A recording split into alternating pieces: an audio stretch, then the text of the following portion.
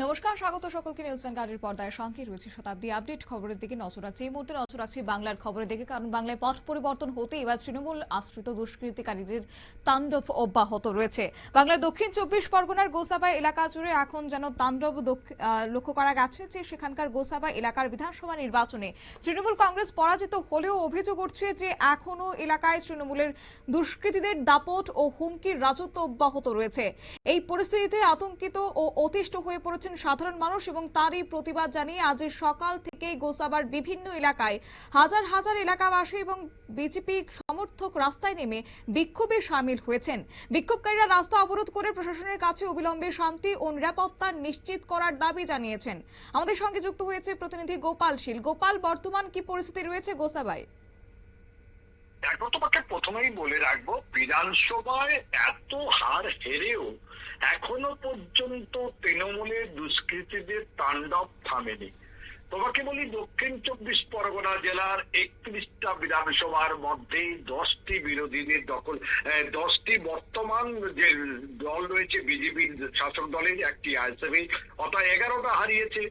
বাংলা ছাড়া হয়েছে শাসক দল, তাহলেও তাদের দৌরাত্ম্য কমছে না। তার প্রমাণ কিন্তু বারবার চলে আসছে গোসাবা বিধানসভায়।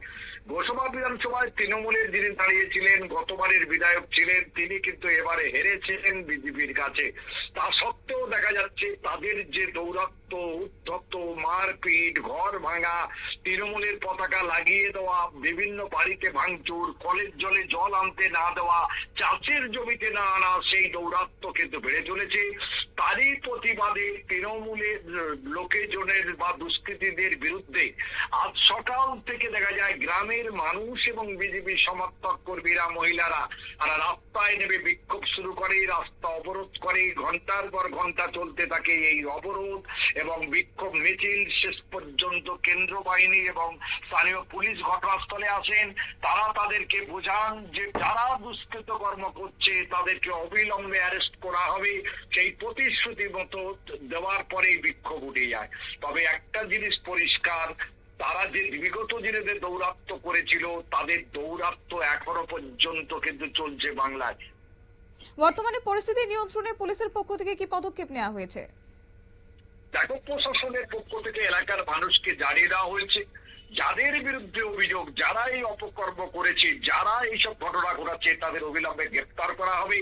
পুলিশ তৎপরতা জারি রয়েছে। প্রশাসন কিন্তু চতুর্দিকে ইতিমধ্যে বিভিন্ন জায়গায় দুষ্কৃতীদের খোঁজে তল্লাশি চালাচ্ছে, এখনো কেউ আটক হয়নি।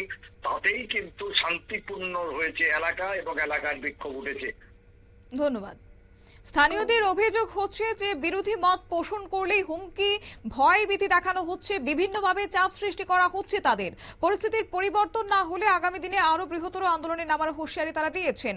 তবে ঘটনাস্থলে পুলিশ মোতায়েন করা হয়েছে। প্রশাসনের পক্ষ থেকে পরিস্থিতি নিয়ন্ত্রণে রাখার চেষ্টা চলছে বলে সূত্রের খবর।